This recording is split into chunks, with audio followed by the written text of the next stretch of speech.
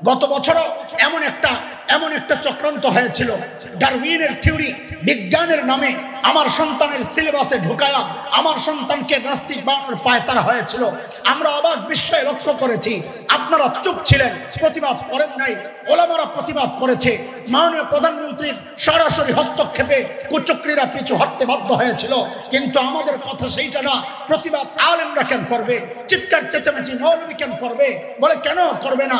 কারণ করবে না এই জন্যে, মৌলবীর সন্তান তো এই ঘোড়ার ডিমের সিলেবাস পড়ে না, মৌলবীর সন্তান তো কালা কালা রাসূলুল্লাহ পড়বে। এই সিলেবাস পড়ে আপনার সন্তান। প্রতিবাদ আপনাদের করার কথা, প্রতিবাদ তো করেন নাই, বরং কোন পোড়া কপাল প্রতিবাদী আলেমের বিরুদ্ধাচরণ করেছে। কোন পোড়া কপাল এই প্রতিবাদকে দলের বিরুদ্ধে, সরকারের বিরুদ্ধে আখ্যা দেওয়ার চেষ্টা করেছে।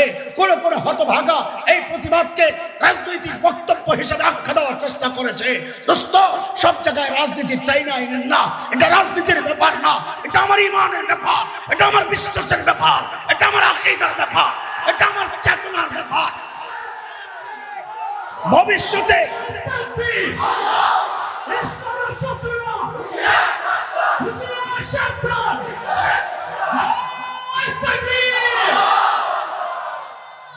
শুনেন, আপনাদের সাপোর্ট চাই আমরা।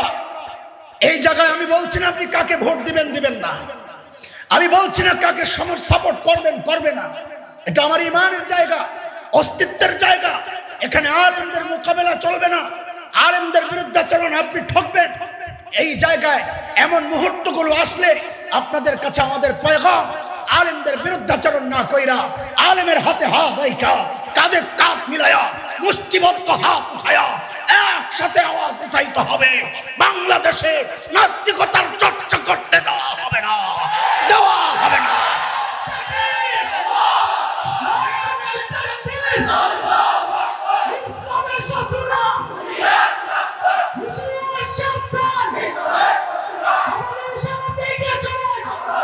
মুহতারাম হাজরিন,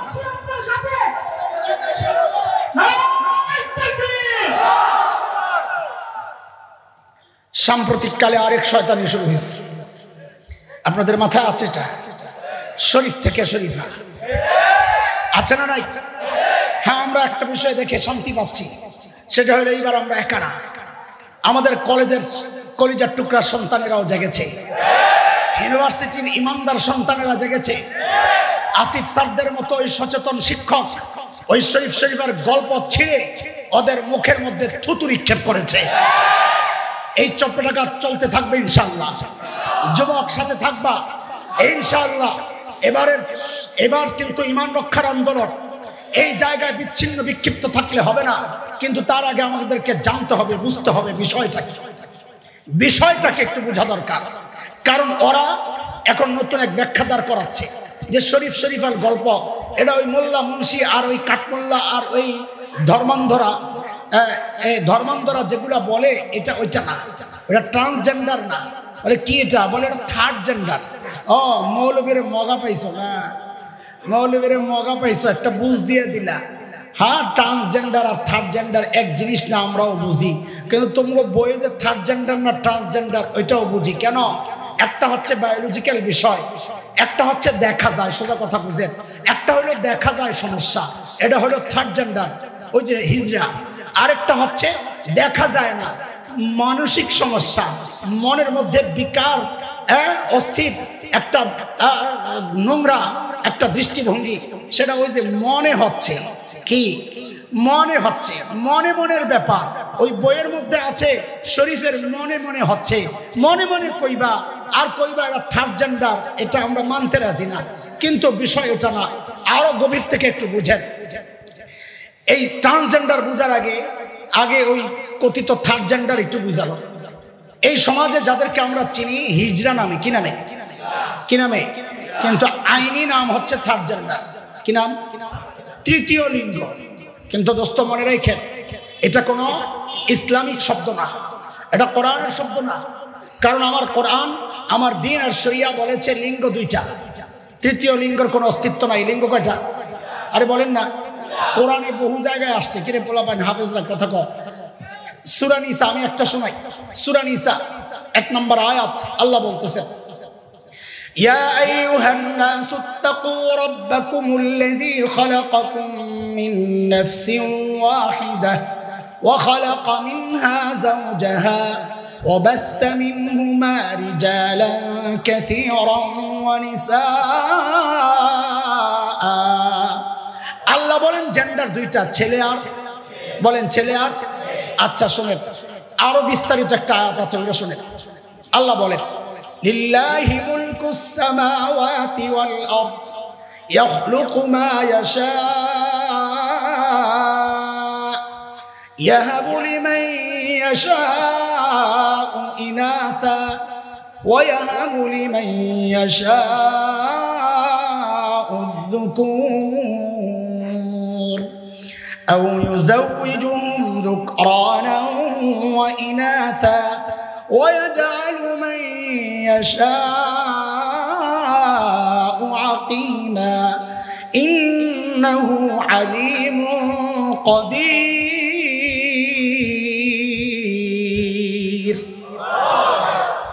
খেয়াল করেন আমার সাথে সাথে গণবেন সূরত গণবেন। এক নাম্বার আল্লাহ বলেন আমি যাকে চাই তাকে শুধু মেয়ে দিই। কত? শুধু মায়ের বাপ কে কে আছেন হাত উঠান। শুধু মেয়ের বাপ?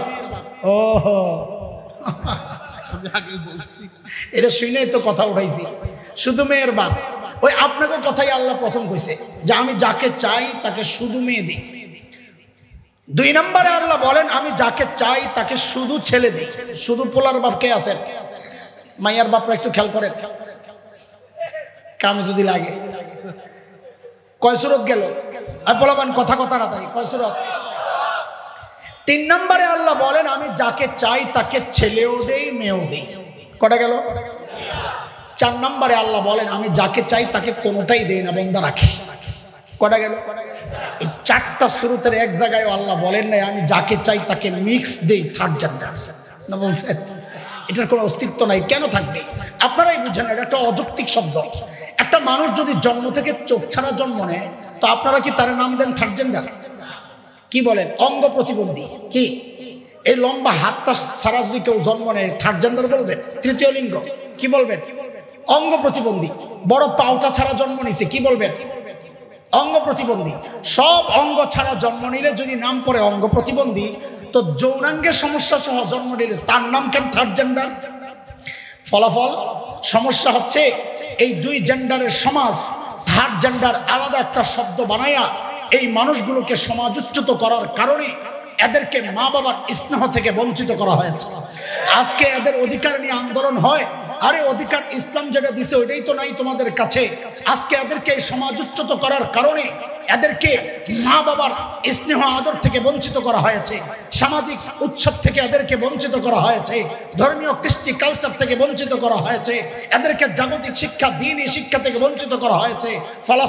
ফলাফল হচ্ছে আজকে ওরা সব হারাইয়া, ওই যে সর্বহারারা সব রকমের অপরাধ করত, সব হারাইলে মানুষ যা করে ওরাও সব হারাইয়া এখন সংঘবদ্ধভাবে রাস্তায় রাস্তায় চাঁদাবাজিতে লিপ্ত। এরা সংঘবদ্ধভাবে বিয়ে বাড়িতে হানা দিয়া জোরপূর্বক চাঁদা আদায় করে, নতুন বাচ্চা হইলে জোরপূর্বক খানা দিয়া ওখান থেকে চাঁদা আদায় করে। আমরা বলি শুধু তাই না, রাতের আধারে এমন কোন নষ্টামি নাই তা করে না, তারা করে না। আমরা বলি এর জন্য ওরা যতটা দায়ী তার চেয়ে বেশি দায়ী ইসলাম না মানা এই নষ্ট সমাজ। তুমি ওদেরকে তাড়াইছো কেন? ইসলাম তো ওদের বিধান দিছে। আমি এমন আনকমপ্লিট দিন গ্রহণ করি নাই যে এমন একটা শ্রেণী সম্পর্কে আমার দিন কোনো দিক নির্দেশনা দেয় নাই। আল্লাহর নবীর পক্ষ থেকে ফয়সালা আসছে, যদি ছেলের মতো পেশাব করে ছেলের বিধান তার জন্য, মেয়ের মতো পেশাব করবে তো মেয়ের বিধান তার জন্য। আরেকটা আছে কোনোটাই না, এটা আমরা বলি খুনসা মুশকিলা, তার জন্য আলাদা বিধান আছে, শরীয়তে আলাদা বিধান আছে। তুমি এখন তার হক আদায়ের জন্য বাবার সম্পত্তির হক দাও না তারে, সামাজিক হক দাও না তাকে, সামাজিক ইজ্জত মর্যাদা দাও না তারে, এখন তার আলাদা অধিকারের জন্য আইন পাস করো। এটা হলো গাছের গোড়া কাইটা আগায় পানি ডালার মতো। কিন্তু দোস্ত, ট্রান্সজেন্ডার আর থার্ড জেন্ডার এক জিনিস না। ওরা আপনাদেরকে গোলায়া খাওয়াইতে চাইবে, পার্থক্য বুঝে। থার্ড জেন্ডার হচ্ছে অঙ্গের সমস্যা দেখা যায়, বোঝা যায়। ট্রান্সজেন্ডার হচ্ছে মানসিক সমস্যা, এটা চিকিৎসা করাইলে ঠিক হয়, কাটাকাটির দরকার নাই। বিকার আল্লাহওয়ালার কাছে পৌঁছা। আখিরাতের ভয় ঢুকলে এই মাথার থেকে চিন্তা যাবে না। ট্রান্সজেন্ডার জিনিসটা কি একটু বুঝে। একটা ছেলে স্বাভাবিক সে বড় হচ্ছে, বালে হয়েছে, যৌন চাহিদা আছে তার, কিন্তু কোনো কারণে তার আকর্ষণ মেয়ের দিকে না ছেলের দিকে। এটা একটা মানসিক প্রবলেম। এই প্রবলেম সলভ করা যায় চিকিৎসার মাধ্যমে অথবা তাকে বুঝানোর মাধ্যমে, আখিরাতের ভয় দেখায়, সম্ভব এটা। কিন্তু পশ্চিমারা এটাকে মানুষের অধিকার বলে, যে সে যদি বলে আমি নিজে ছেলে না মেয়ে, তার এতটুকু বলাই যথেষ্ট, মনে করাই যথেষ্ট, স্বীকৃতি দিতে হবে হ্যাঁ তুমি ছেলে না তুমি মেয়ে। কিন্তু নাউজুবিল্লাহ তো আসতে পড়তেছেন। কারণটা হলো কি, কারণটা বলি আর পরে বলেন। কারণটা হলো আপনারা মনে করতেছেন শাহজালালের এই দেশে কি আর এডি হইব? মাহমুদুল হাসান আশরাফির মতো এমন হুঙ্কার দেনওয়ালা, এত মোটা তাজা জিসিমওয়ালা, বাস্তাতান ফিল ইলমি ওয়াল জিসমি পাগড়িওয়ালা হুজুররা থাকতে কি এই দেশে এটা সম্ভব? ঘুমান আপনি, তেল দিয়া ঘুমান, কাম বহুদূর আগায় গেছে, আপনি ঘুমায় থাকেন। বলে কদ্দূর আগাইছে? দুইটা স্বীকৃতি দরকার, একটা সামাজিক স্বীকৃতি, একটা আইনি স্বীকৃতি। খেয়াল করেন, ইতিমধ্যে ওরা সামাজিক স্বীকৃতি আদায় করে ফেলছে। কেন? ওই যে বগুড়ার ছেলেটা 29 বছর বয়স্ক হুচিমিন ইসলাম, যে ইন্ডিয়ায় যায় কাটাকাটি করে এখন এসে নিজেকে মেয়ে দাবি করছে, ওর দল, ওরা যারা পয়সা দিয়া এগুলো করাইছে, যারা চালায় ওদেরকে, সোজা কথা, ওরা কেমনে কেমনে মাননীয় প্রধানমন্ত্রী পর্যন্ত পৌঁছে ওকে সাক্ষাৎ করায় আনছে। রাষ্ট্রের সর্বোচ্চ নির্বাহী, আমি এখানে মাননীয় প্রধানমন্ত্রীকে দোষী করছি না, যারা এই ব্যবস্থা করেছে দোষী তারা। মাননীয় প্রধানমন্ত্রী রাষ্ট্রের সর্বোচ্চ নির্বাহী, তার সাথে দেখা করানো মানে হচ্ছে ওরা সামাজিক স্বীকৃতি আদায় করে ফেলছে। এখন আইনি স্বীকৃতি দরকার, যে আইন করবে, হ্যাঁ কেউ বললে আমি মেয়ে মেয়ে, এই আইনটা দরকার। আপনি মনে করছেন এই আইন কি বাংলাদেশে হবে? হ্যাঁ হ্যাঁ, আপনার চিন্তা আপনার জায়গায়, কিন্তু বাস্তবতা শুনেন। এই যে মন্ত্রণালয় আছে, এই সংশ্লিষ্ট সমাজ কল্যাণ, একটা আইনের খসড়া তৈরি হয়েছে গত 21 সেপ্টেম্বর, এই 2-3 মাস আগের কথা। আইনটার নাম খসড়া, আইনের খসড়া পাশ হয় নাই। আইনটার নাম হচ্ছে ট্রান্সজেন্ডার অধিকার সংরক্ষণ আইন 2023। খসড়া তৈরি হওয়া মানে অতীতের অভিজ্ঞতা। আইনটা প্রক্রিয়াধীন, কিছু আলোচনা হবে, কাটছাট হবে, সংযোজন বিয়োজন হবে, তারপরে পাশ হবে। এই পর্যায়ে আছে। আপনারা ঘুমান, আলহামদুলিল্লাহ ঘুমান। আপনারা ঘুমাইলে কি আসে যায়? ওলামা উম্মতের সিংহ শার্দুলরা তো জেগেছে, এখনকার যুবকরাও জেগেছে। ইনশাআল্লাহ আমাদের স্পষ্ট পয়গাম, এটা বাংলাদেশ, এই দেশে ইসলাম কচুরি পানার মতো ভাইসা আসে নাই। এই দেশের ইসলামের গোড়ায় আলেমের রক্ত ঝরেছে, যেই জমিন আলেমের রক্ত খেয়েছে, এই দেশ থেকে ইসলাম নিশ্চিহ্ন করা এত সোজা না। আমাদের স্পষ্ট পয়গাম, কাউকে ক্ষমতা থেকে নামানোর কথা না, এটা কাউকে ওঠানোর কথা না। যদি এমন এক জঘন্য আইন, ইসলাম বিরোধী আইন, আমার দেশের কৃষ্টি কালচার বিরোধী আইন যদি পাশ করা হয়, আল্লাহর কসম টেকনাফ থেকে তেতুলিয়া আন্দোলনের দাবানল জ্বলে উঠবে, দাবানল জ্বলে উঠবে।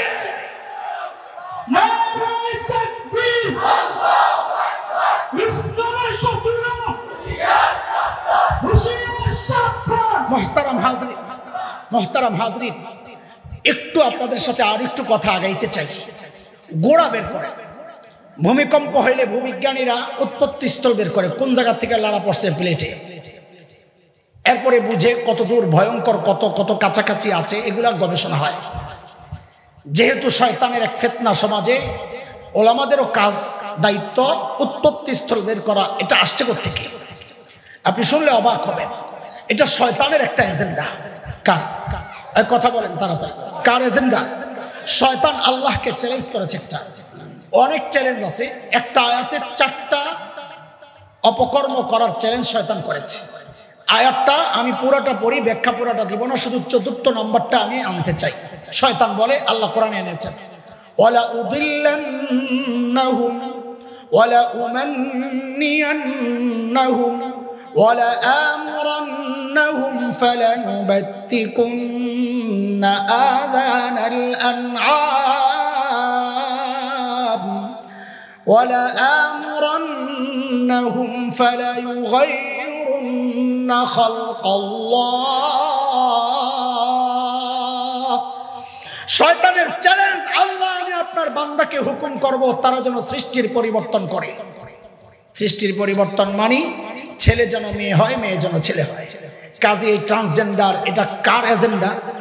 বলেন কার এজেন্ডা? চিল্লা এখন কার এজেন্ডা? আল্লাহ কি বলছেন? এটা সম্ভব কি সম্ভব না? আল্লাহ কি বলছেন?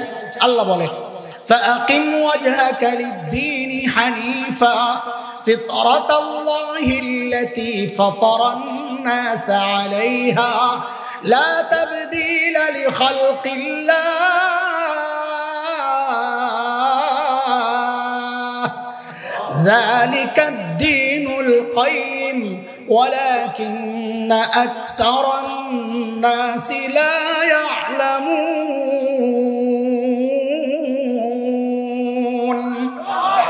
আল্লাহ বলেন লা তাবদীলা লিখালকিল্লাহ, আমি যাকে ছেলে বানাইছি সারা দুনিয়ার চিকিৎসা বিজ্ঞানী চেষ্টা করে তারে মেয়ে বানাইতে পারবে না। লা তাবদীলা লিখালকিল্লাহ, আমি যাকে মেয়ে বানাইছি সারা দুনিয়ার চিকিৎসা বিজ্ঞানী চেষ্টা করে তারে ছেলে বানাইতে পারবে না। আল্লাহ বলেন পারবি না। শয়তানকে করব, গ্রুপ দুইটা হয়ে গেছে, একটা হিজবুল্লাহ একটা হিজবুশ শয়তান। শয়তানের দলের লোকদের মিশন হচ্ছে এই আইন বাস্তবায়ন করা। আল্লাহর দলের যারা আছে তাদের মিশন এটাই তো হওয়া দরকার যে এটাকে ঠেক দাও। আছি না প্রস্তুত ইনশাআল্লাহ? শুনেন শুনেন, ঠেক তো দেওয়াই লাগবে যে কোনো বললে ইনশাআল্লাহ। এরা এদের মিশন চালাচ্ছে, চালাক।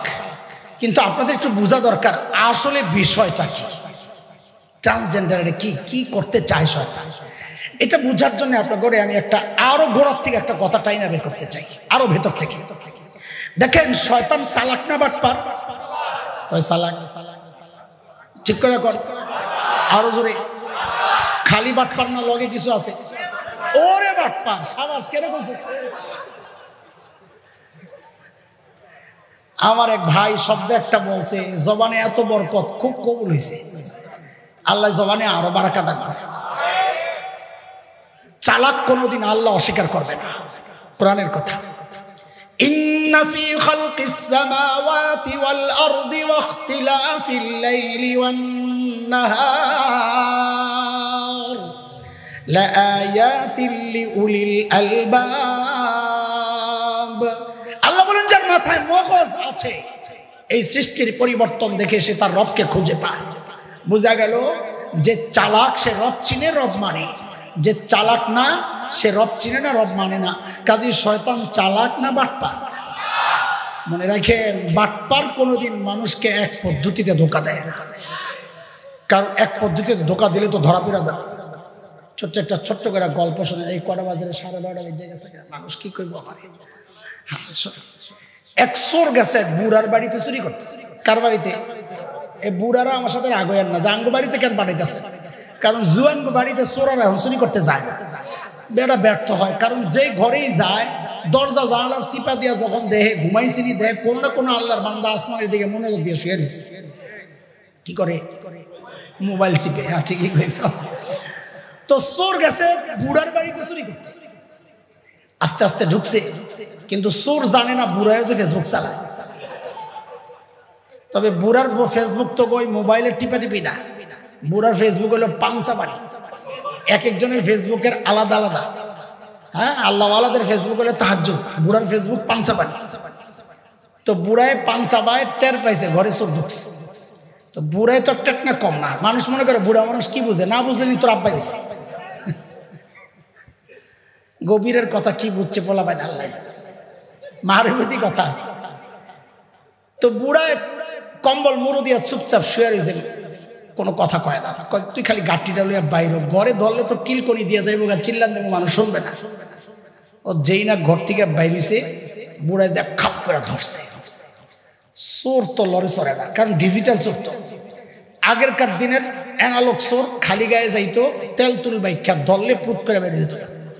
এখন ডিজিটাল চোর শৈলে মাখে না, তেল লাগলে একটু মাথায় লাগায়, ধরা পড়লে বুদ্ধি করে বাড়িতে। চোরে ধরছে, চোর তো লড়ে চড়ে না। চাচার মুখের দিকে তাকায় রে, চাচাকে কারে ধরলাম? কিরে? হারে কই যে আসলাম? চোর কয়, কই আসলি মানে? আপনারে না পুরো আমার আব্বার মতো দেখা যায়। চাচার পোলায় থাকে বিদেশ, আব্বার মতো কওয়ার সাথে সাথেই দিলের মধ্যে লাগছে একটা ভাব, তো একটু নরম হয়েছে। তারপরও ধমকের একটা ভাব লই যায়, চুরি করতে আসিস কেন? কইটাই তো চিন্তা করতেছে। আমার লইয়া থানায় চলে। চাচা কয় চল। কিছু দূর যায় কাঁপতাছে, কিরে কয় শীত ঠান্ডা, কয় শীতের দিন শীতের কাপড় ছাড়াইছিস কেন? বাজার, আমি কি শীতের কাপড় ছাড়াইছিলাম?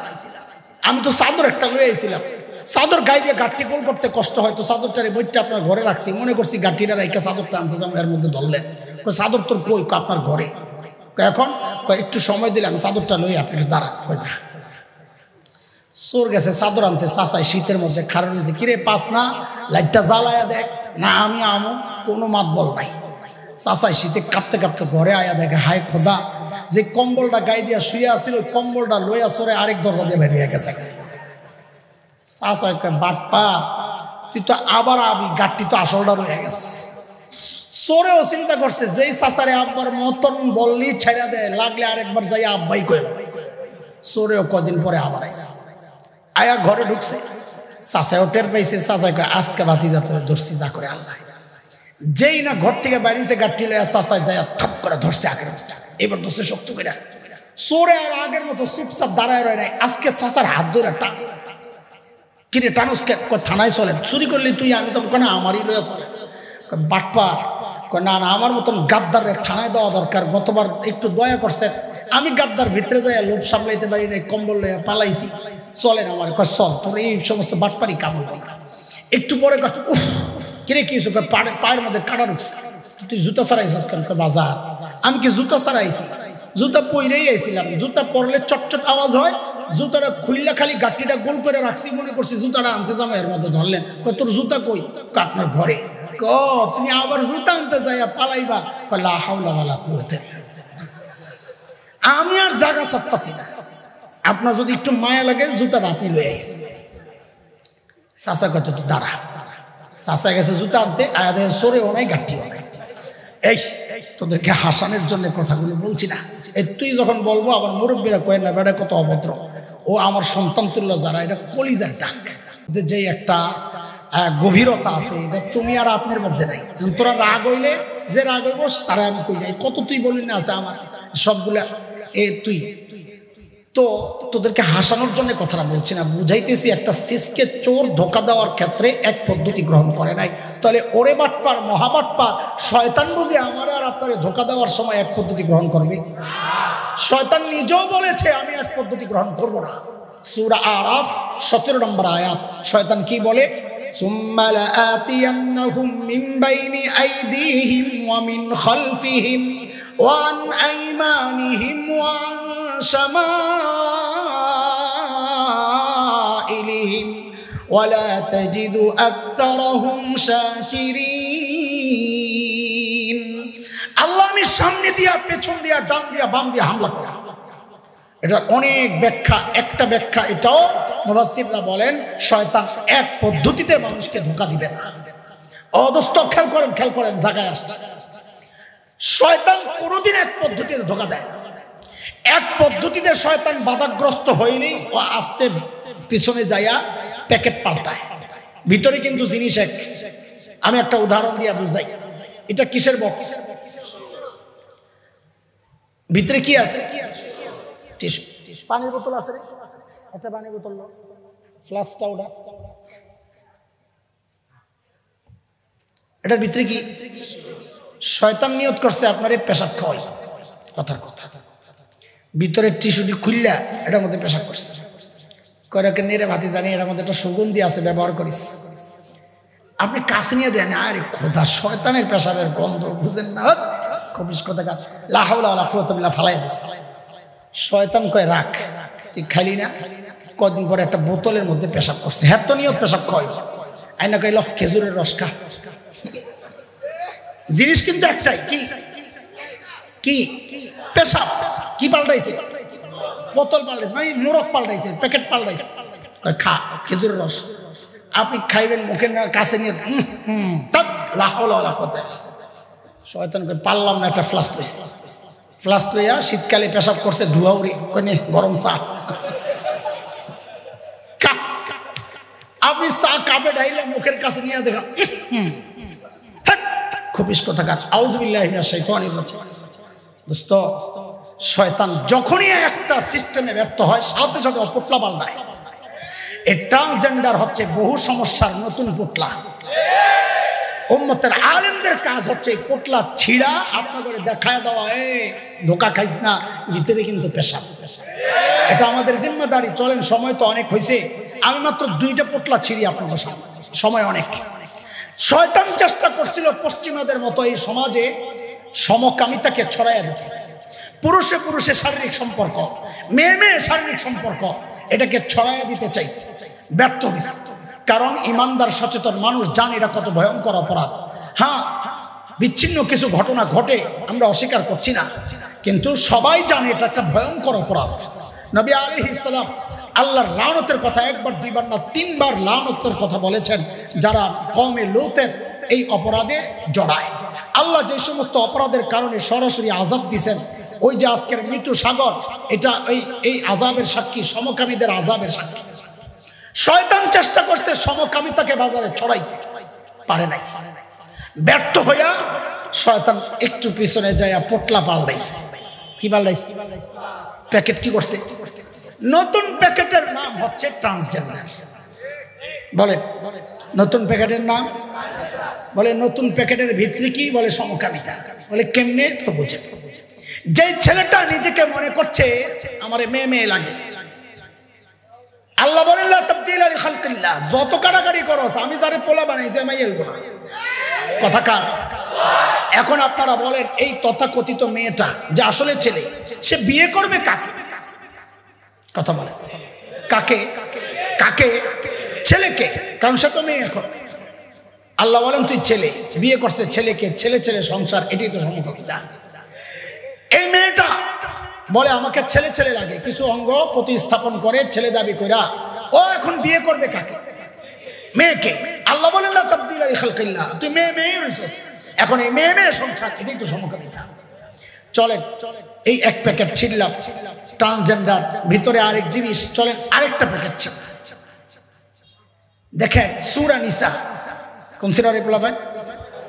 11 নম্বর আয়াত, ছোট্ট করে আল্লাহ বলেছেন, এটা খুব ভালো করে বুঝেন।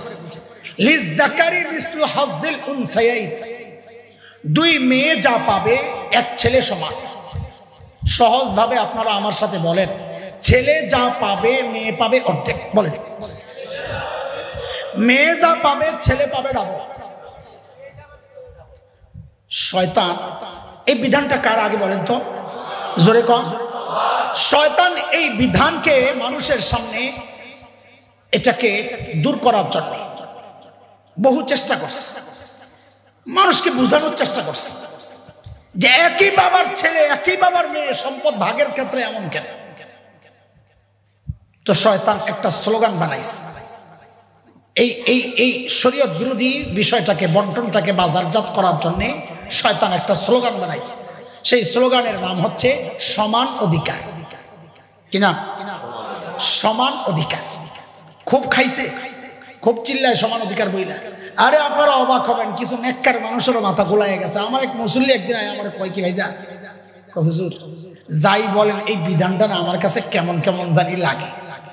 আমি বলি আপনার ইমানটা লইও আমার কেমন কেমন জানি লাগে, কারণ কোরআনের কথা সূরা আহজাবে আসছে, মা কানা লিমুমিনিন ওয়ালা মুমিনা ইযা কাদাল্লাহু ওয়া রাসূলুহু আমরা আন ইয়াকুনা লাহুমুল খিয়ারাতু মিন আমরিহিম। আল্লাহ আল্লাহর রাসূলের বিধান আসার পর কোনো কেমন কেমন নাই। আল্লাহ যা বলেছেন, যেভাবে বলেছেন ওইভাবেই করার নাম ইসলাম। কিন্তু আপনাকেও যদি কেমন কেমন লাগে তাইলে এটা একটু খোলাসা করা দরকার, একটু পরিষ্কার করি। সময় একটু নিতেছি। ধরেন আমাদের আশরাফি ভাই তার মাদ্রাসার বাজার করাবে। কি করাবে?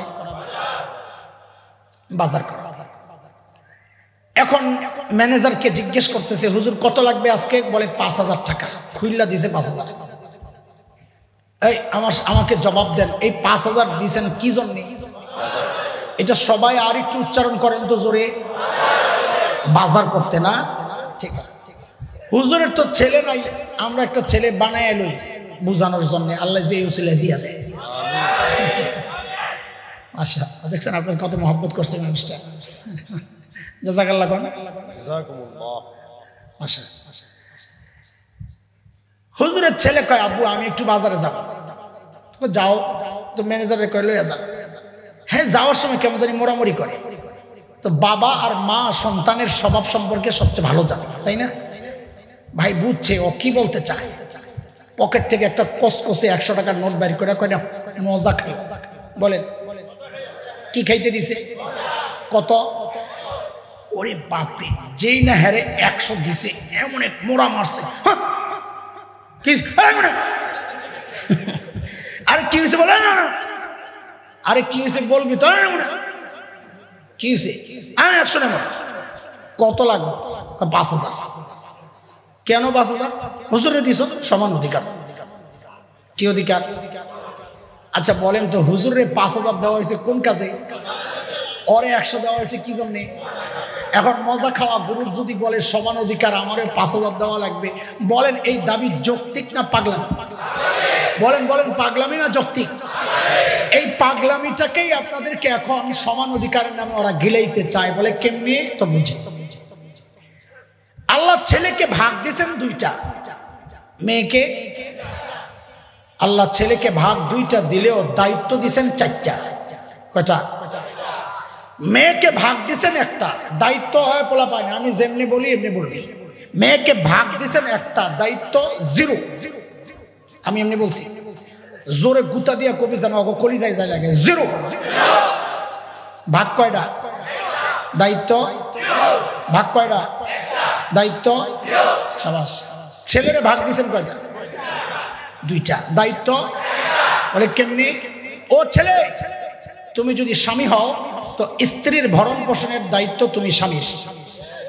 ও ছেলে, তুমি যদি বাবা হও কন্যার ভরণ পোষণের দায়িত্ব তুমি বাবার। ও ছেলে, তুমি যদি সন্তান হও মায়ের ভরণ পোষণের দায়িত্ব তুমি সন্তানের।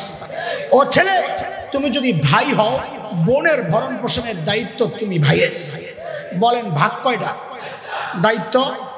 ওরে এই 2 ভাগ দেওয়া হয়েছে ওই 4 গ্রুপে বাজার করে খাওয়াইতে। বলেন কি করে খাওয়াইতে? আরে জোরে বলেন কি করে খাওয়াইতে? এবার আসেন এই পাশে, মেয়েরে ভাগ দিয়েছেন কয়টা? দায়িত্ব বলে 0 কেমনি? ও মেয়ে, তুমি যদি স্ত্রী হও তো তোমার ভরণ পোষণের দায়িত্ব তোমার স্বামীর। ও মেয়ে, তুমি যদি মা হও তো তোমার ভরণ পোষণের দায়িত্ব তোমার সন্তানের। ও মেয়ে, তুমি যদি কন্যা হও তোমার ভরণ পোষণের দায়িত্ব তোমার বাবার। ও মেয়ে, তুমি যদি বোন হও তোমার ভরণ পোষণের দায়িত্ব তোমার ভাইয়ের। বলেন ভাগ কয়টা? দায়িত্ব বলে দায়িত্ব যদি 0 হয় তো ভাগ কি জন্য দেওয়া হইলো? বলে মজা খাইতে। বলেন আরে ঠিক না, বলেন না কি জন্যে? কি জন্যে? ছেলের 2 ভাগ দেওয়া হয়েছে কি জন্যে? বাজার করতে। বলেন না কি জন্যে? মেয়ের 1 ভাগ দেওয়া হয়েছে কি জন্যে? এখন এই মজা খাওয়া গ্রুপ যদি কয় আমারও ডবল দেওয়ার লাগবে সমান অধিকার, এই দাবিটা যৌক্তিকটা হুজুরের বাচ্চার মতো পাগলামি।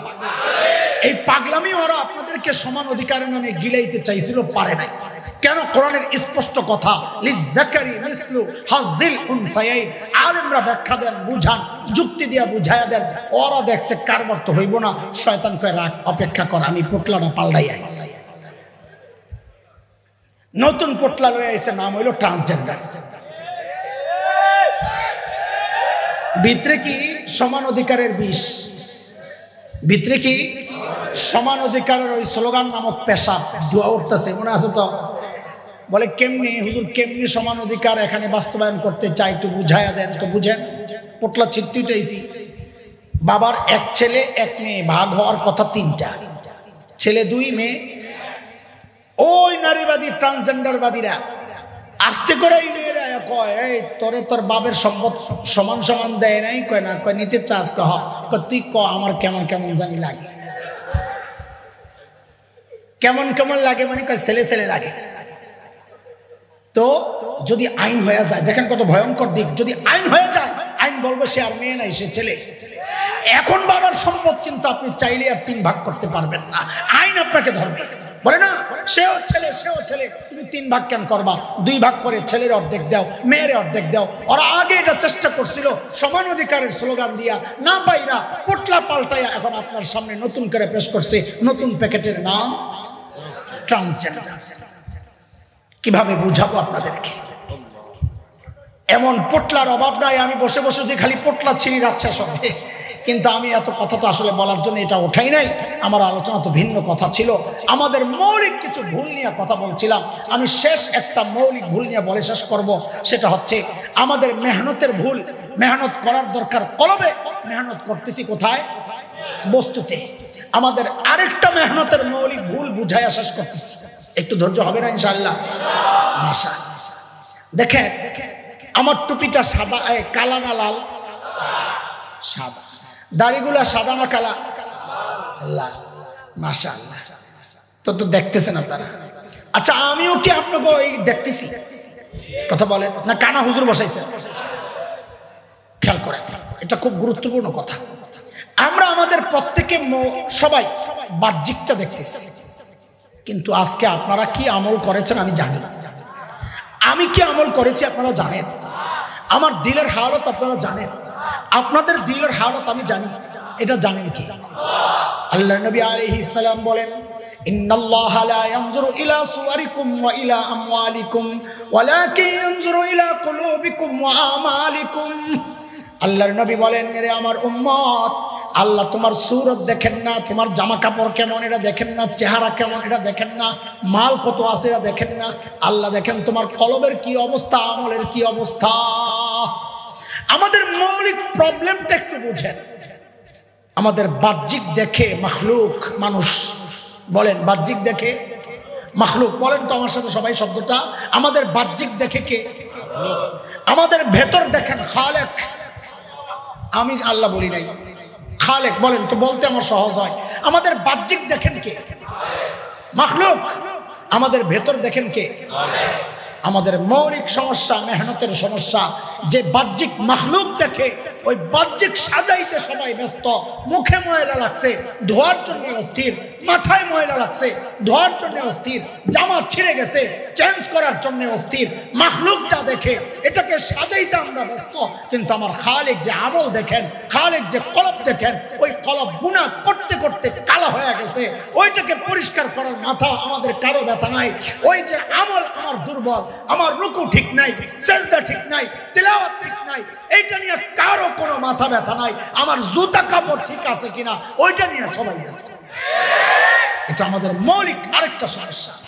আমি তো মাঝে মধ্যে কষ্ট নিয়ে বলি, আমাকেই বলি যে আমার কাছে মনে হয় আমার দিলটার মূল্য আমার কাছে আমার জুতার চেয়ে কমে গেছে। কেন? কেন? কারণ আমার জুতায় ময়লা লাগলে আমি ধোয়ার জন্য অস্থির হয়ে যাই। আমার জুতায় ময়লা লাগলে ধোয়ার জন্য অস্থির হয়ে যায়। অথচ কলবটা গুনাহ করে করে ময়লা হচ্ছে, এক ফোঁটা চোখের পানি ফালাইয়া একটু বইলা ওই কলবটাকে পরিষ্কার করার কোনো মাথা ব্যথা আমাদের কারোই নেই। কথা ঠিক কিনা? এটা আমাদের মৌলিক প্রবলেম।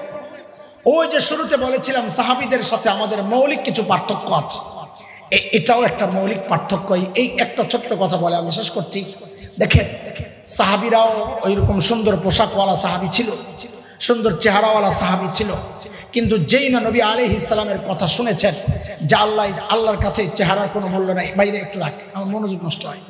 আল্লাহর কাছে সুন্দর পোশাকের কোনো মূল্য নাই, আল্লাহর কাছে মূল্য কলব আর আমলের। সাহাবী সব ছেড়ে দিচ্ছে, এখন আমল নিয়ে ব্যস্ত, কলব সংশোধনে ব্যস্ত, কান্দে, শুধু কান্দে, হায় আমার কি হবে। এমনই একজন সাহাবী, যুবক তোমাদের আইডল বানাইতে পারো, সেই সাহাবীর ছোট্ট একটা গল্প বলে আমি শেষ করছি।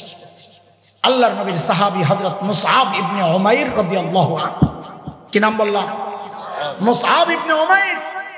ফাতা মক্কা বলা হতো যাকে, হিরো অফ মক্কা, মক্কার স্মার্ট বয়, আইডল মডেল পুরুষ, সবচাইতে সুন্দর, সবচাইতে ফ্যাশনেবল, সবচাইতে স্টাইলিশ পোশাকে যে সেজে থাকতেন, আতিয়াবুল আরব, সবচেয়ে দামি সুগন্ধি যে ব্যবহার করতেন, যেদিক দিয়ে চলতেন নারী পুরুষ তাকায়া থাকতো, আহা মুসআব কত সুন্দর।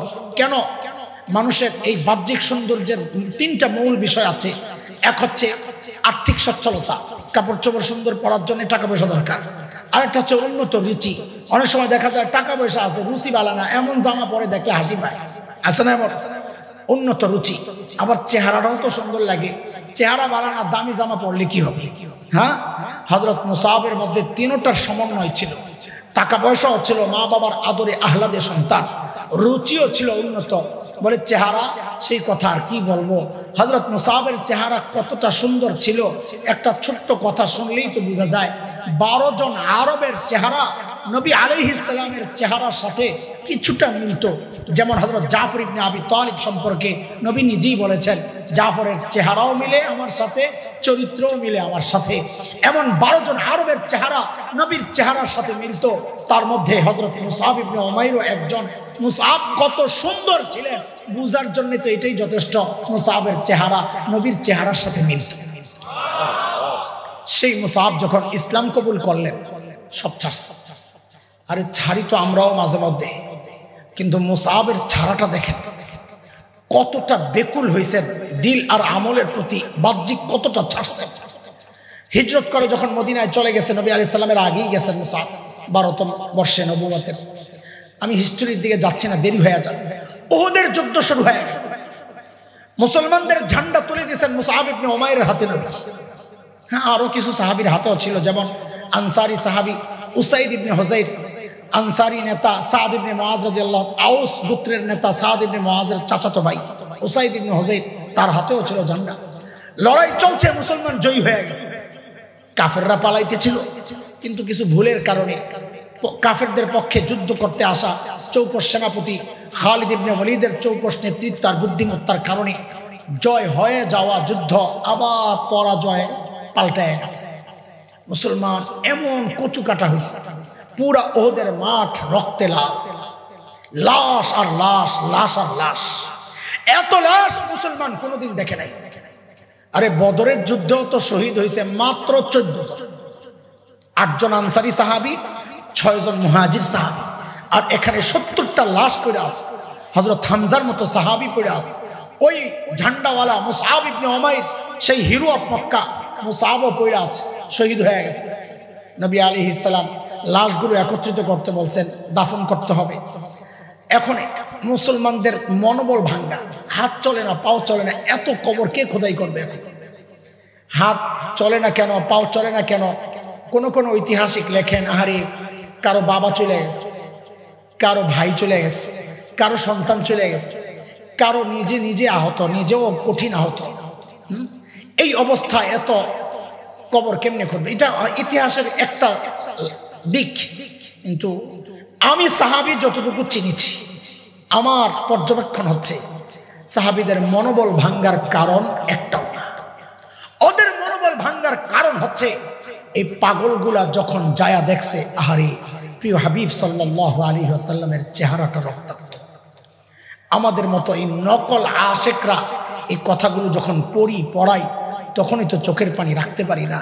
আর ওই আসল আশেকদের অবস্থাটা কি হয়েছে, আল্লাহর হাবিবের এই রক্তাক্ত চেহারা দেখে ওদের দিনের অবস্থাটা কি ছিল।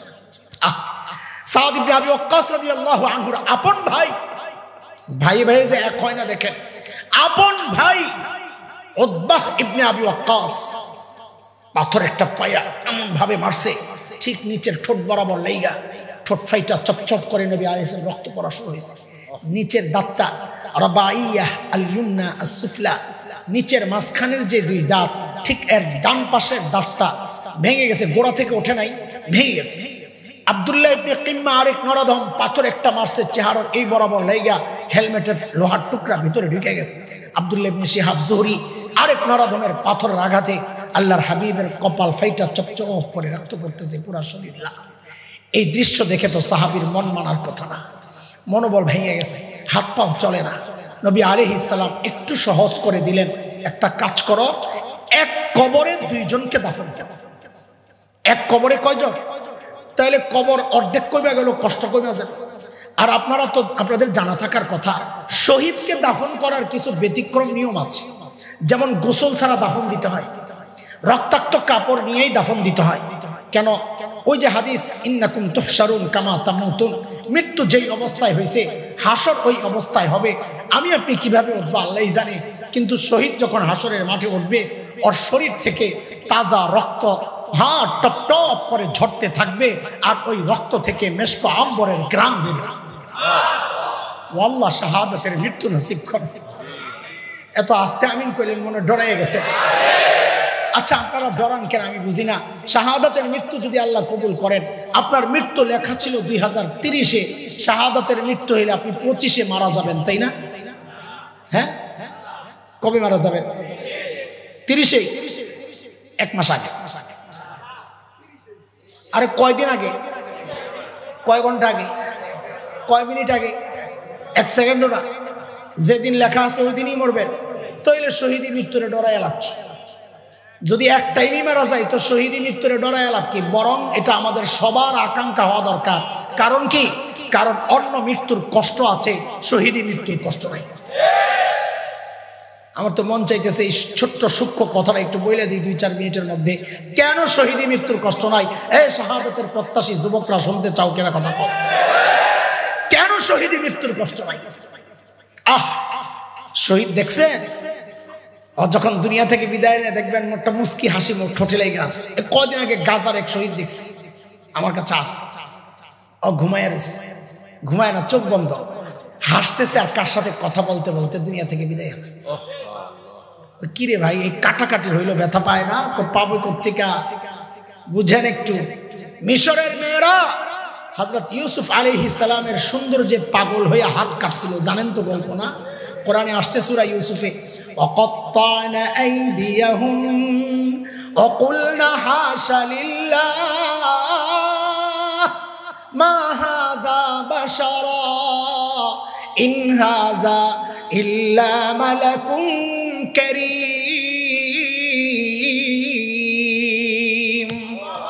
হাত কাটে আর বলে এরা মানুষ না। মানুষ আবার এত সুন্দর হয় নাকি? এরা সম্মানিত ফেরেশতা। ও দোস্ত, আমি একটু ছোট্ট করে কথা জিজ্ঞেস করি, এই যে হাত কাটে ব্যথা পায় না? পায় তো, কাটতেছে, তাকায় রয়েছে কেন? সুন্দর যে পাগল হয়েছে। আর আমরা বাংলায় একটা কথা বলি, পাগলের বিষ নাই, বলি না? কি নাই পাগলের? ওরাও হযরত ইউসুফের সৌন্দর্যে পাগল হয়েছে যে বিষ নাই, কাটে, খবর নাই। কিন্তু বিষয়টা না, একটা কথা জিজ্ঞেস করি, এই যে তাকায় রয়েছে, হযরত ইউসুফ কি তাকাইছিলেন ওদের দিকে? এক পক্ষের দৃষ্টি না। কেন? হযরত ইউসুফ নবী। কোন নবী নবুয়তের আগেও গুনাহ করেন নাই, পরেও গুনাহ করেন নাই। হযরত ইউসুফ সম্পর্কে আল্লাহ আলাদা করে বলেছেন, সূরা ইউসুফ আয়াত 24। আল্লাহ বলেন, কাযালিকা লিনাসরিফা আনহু সুআ ওয়াল ফাহশা। আমি ইউসুফকে অন্যায় অশ্লীল কাজ থেকে বাঁচায় দিয়েছি। হযরত ইউসুফ কি করেন নাই? কথা বলেন না, কি করেন নাই? তাহলে দৃষ্টি ছিল কয় পক্ষের? কয় পক্ষের? জোরে কর, সবাই কর। কয় পক্ষের? বৈধ না অবৈধ? আরো জোরে আবার বলেন, দৃষ্টি কয় পক্ষের? বৈধ না অবৈধ? অবৈধ দৃষ্টি এক পক্ষের। হাত কাটে, খবর নাই। শহীদ যখন দুনিয়া থেকে বিদায় নেয়, কেন এত কিছুর পরেও হাসে? কারণ হইল ওখানে অবৈধ দৃষ্টি এক পক্ষের, খবর নাই। শহীদ বিদায় নেয় তো খবর থাকবে কোত্থেকে? বলে কেন? সেখানে পক্ষ একটা থাকে না, 3টা হয়ে যায়। শহীদ ডাকতে থাকে, হুর গিলমান ওকে ডাকতেছে, ওয়েলকাম প্রিয়, জলদি আসো। শহীদ তাকায় তাকায় হাসে, হুর গিলমান হাসে। পারস্পরিক হাসি বিনিময় যখন চলতে থাকে, আল্লাহর সে আজিম থেকে তাকায় তাকায় হাসতে থাকে। কয় পক্ষের হাসি চলতেছে? কয় পক্ষের দৃষ্টি বিনিময় চলছে? আর এক পক্ষের অবৈধ দৃষ্টি, মেয়েরা হাত কাটে, খবর নাই। 3 পক্ষের বৈধ দৃষ্টি বিনিময় চলছে, সেখানে কাটাকাটিতে খবর হইব কোত্থেকে? তাই তো শহীদ দুনিয়া থেকে বিদায় নেয় হাসতে হাসতে বিদায় নেয়। ও আল্লাহ, শাহাদাতের মৃত্যু নসিব করো। লাশ জমা করতে বললেন নবী আলাইহিস সালাম। আমি যে হাদিসটা শোনাচ্ছি বুখারীর বর্ণনা, 2 জন সাহাবী বর্ণনা করেছেন, হযরত খাব্বাব ইবনুল আরিত, আরেকজন হযরত আব্দুর রহমান ইবনে আউফ রাদিয়াল্লাহু আনহু। হযরত আব্দুর রহমান ইবনে আউফের হাদিস হচ্ছে 4045 নম্বর হাদিস।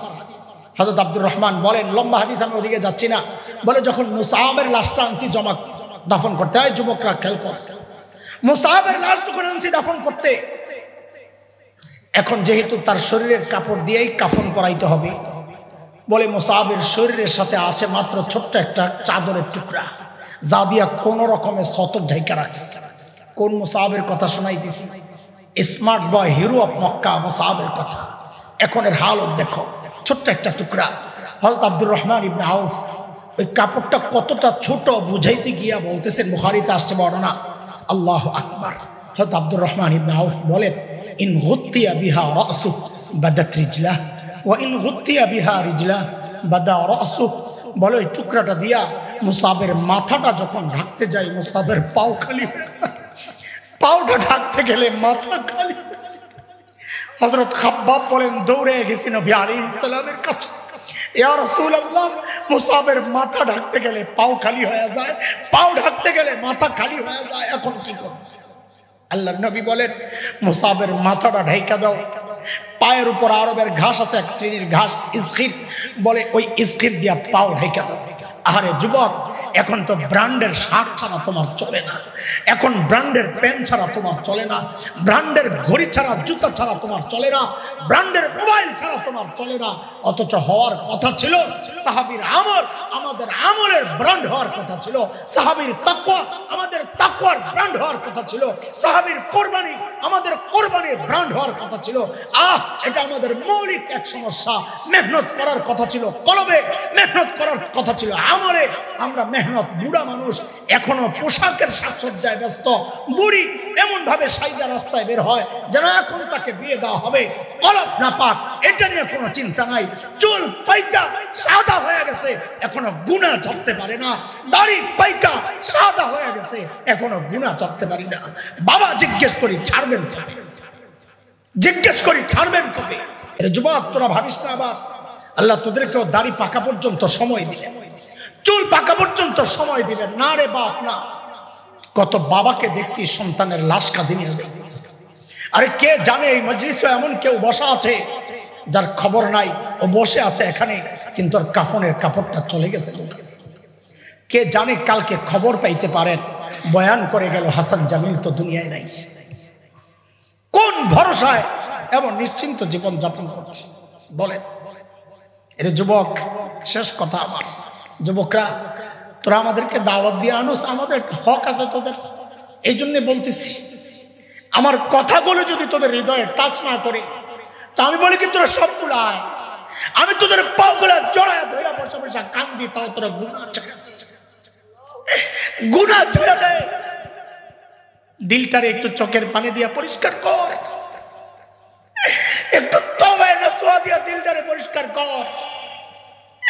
এই পোশাকের পেছনে আর কতদিন, এই সূরতের পেছনে আর কতদিন, আর কতদিন বলেন? হ্যাঁ বাবা, সময় হয় নাই বুঝি আপনার? না, মালিকের কথা শুনেন না আপনি? সূরা হাদীদের মধ্যে মালিক আমাকে আপনাকে ডেকে ডেকে বলছে, আলাম ইয়ানিল্লাযীনা আমানু আন তাখশা কুলুবুহুম লিযিকরিল্লাহ। ওরে ঈমানদার, আল্লাহর ভয়ে তোর কলিজাটা কাঁপা ওঠার সময় কি হয় নাই? কবে হবে? কবে হবে?